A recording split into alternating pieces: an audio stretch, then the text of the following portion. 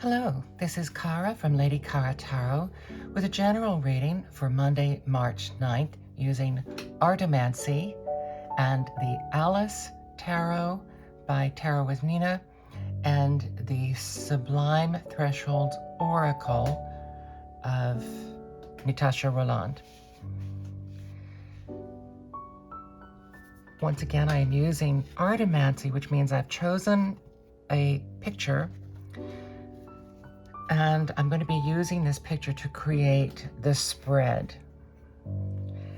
This is an illustration by Alphonse Mucha of Dante and Beatrice.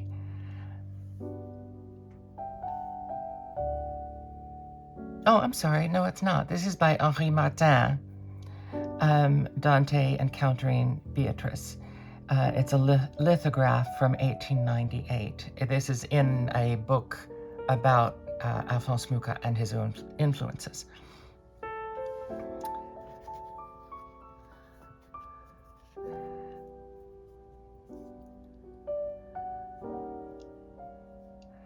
And it's saying that, interestingly, Henri Martin was an exhibitor at Salon de la Rose Croix, which, of course, the rose and cross being influential for both Rider-Waite-Smith and Thothdeck and the Rosicrucians. So I just want to take a moment and look at the picture, and because I've read and done a couple courses on Dante's Divine Comedy, I think I know where this is in the book.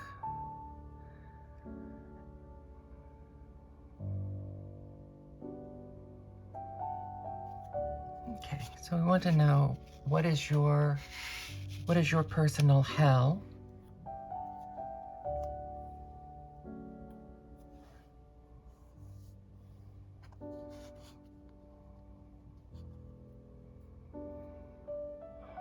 What keeps you stuck there? And what drives you forward?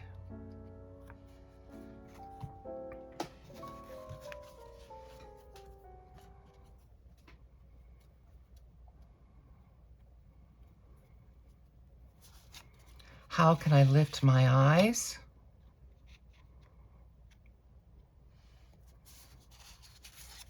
And an action to take. Just those over there.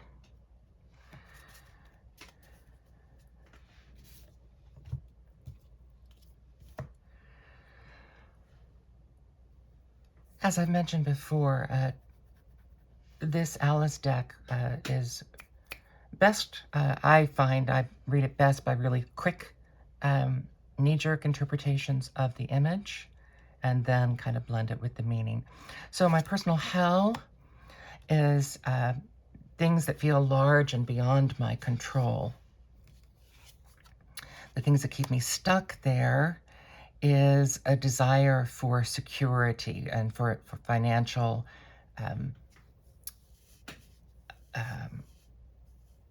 and the financial things that also feel outside of my control.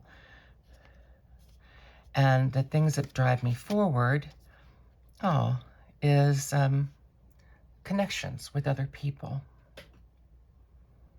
Let me go back and layer in the card meanings now. The Seven of Wands, of course, is some kind of dissension. It can often be bullying, but we know in the Alice story, she only does this after he's been really demanding and argumentative and nasty and dictatorial with her. So in this case, it's kind of self-defense. So your personal hell is would be feeling that you're stuck in a place where you constantly have to defend yourself. That you constantly, it's outside of your control because of the actions of others, but you're feeling that you're constantly having to defend yourself or react to these irrational behavior of others. The thing that keeps you stuck there is this feeling of you really want to get started. You have this ideal of where you would like to be materially. But again, you feel that the, the way to get there is completely outside of your control. I have to mention larger political stuff that's happening right now, where the rich are profiting off of taking things away from the poor. And so we're all feeling very much here. Ace of Pentacles is usually great. It's a great starting place. It's usually a way to move forward, but not in this illustration. This is your ability to have mastery of your material world is just being taken away from you. The entire structure is being taken away from you. The thing that helps you move forward is your relationships with other people, your ability to really connect with others. It's interesting here that instead of the angel overlooking the lovers in this card, we have the Cheshire Cat, something really, as opposed to being benign and angelic and working in your favor, the Cheshire Cat is working in no one's favor but his own. Oh my goodness. Talk about major political influences. I really wasn't thinking of going here with Dante and Beatrice. So yeah, this orange cat, just grinning as everybody is in dissension. And so the unity amongst us is what's going to help us, even unity with the henchmen.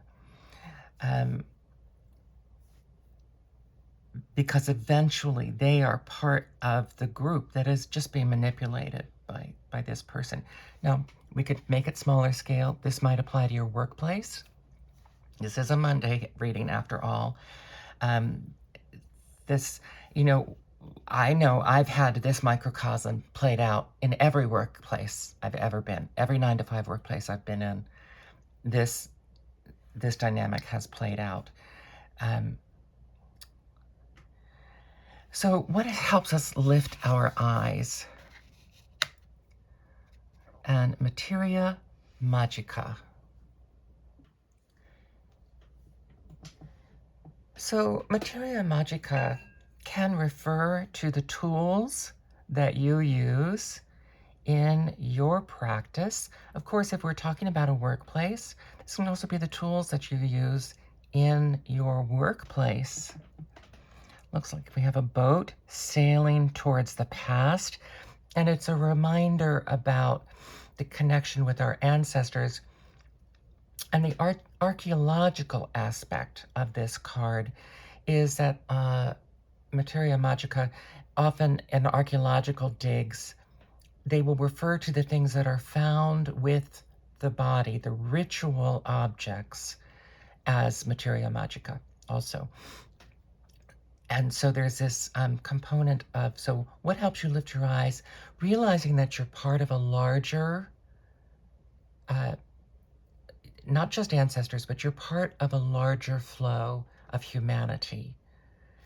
And that also the things that you turn to for ritual, for spiritual life, are things that others have turned to for centuries.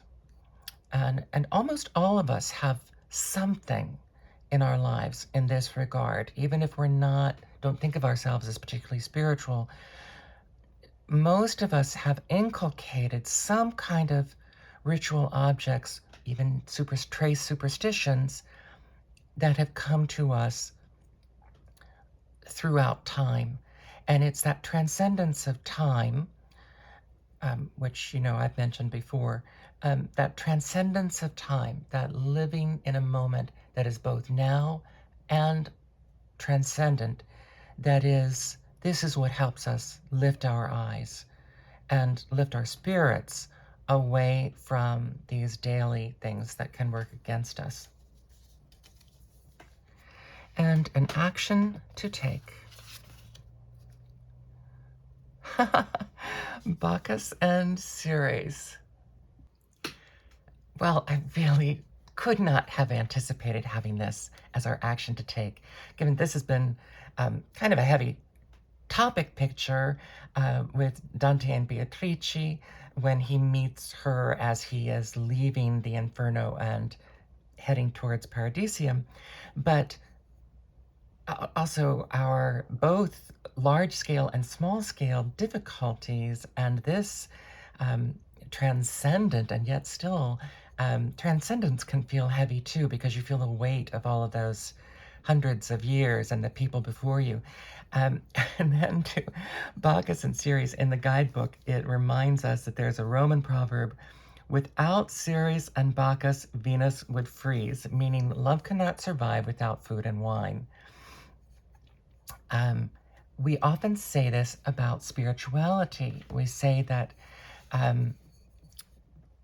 people who are starving don't have the time or energy to think about spiritual matters. And so I think that's a wonderful a wonderful analogy here. Now, Bacchus and Ceres. Ceres is food, and it's not just about eating. Ceres is about planting, nurturing the things that grow in your life. So that's an action you can take today. Whatever needs to be nurtured, that nourishes you, that's an action that you can take. And then the Bacchus part of this is the reckless abandon, trying to greet things with this kind of hopeful zeal, which to others, given the intensity of things that are happening on a day-to-day basis, people can accuse you of ignoring what's going on. But you still have to get through each day. And so I think it's saying that this kind of attitude, this grabbing on to whatever fleeting hope you have, this whatever intoxicates you mentally and emotionally, you can grab onto that. And if you are combining that with nourishing the things that are going to feed you, this gives you a wonderful action to get through the day of these daily things that can feel very heavy and weighted down. It doesn't mean you ignore the responsibilities that go with being aware of the ancestors. It doesn't mean that you don't deal with these, but it gives you a way to deal with them that's much brighter and much lighter. And wow, I was not expecting that. This deck is still quite new to me. Again, this deck was given to me by Natasha Roland for review. I have a full review of this Oracle deck of the Sublime Thresholds, which does not match the Sublime Thresholds Tarot, but it's a companion for it. But it's structured differently in terms of the gods and goddesses, and then magical concepts. And as I get deeper into the guidebook, she's also giving you kind of enchantments to work as well. Now, that's not really what I do, but there's still plenty to work with here for me without those aspects of it, as you just saw and how I used it in the reading. So, the artwork of Henri Martin, Dante rencontre Beatrice, Dante encounters Beatrice.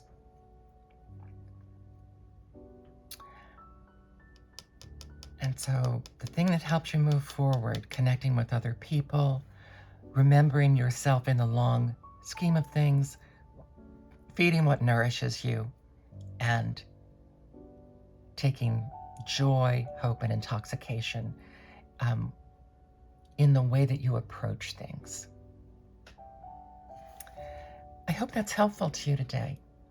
This is Cara from Lady Cara Tarot. I didn't anticipate that Art-omancy was going to be a thing for me this month, but it's turning into it, and I'll probably create a separate playlist with all of my Art-omancy readings because I am greatly enjoying this, and it's what I'm using the picture, my feelings, or in this case, my literary knowledge, of the picture with my feelings to create the spread questions.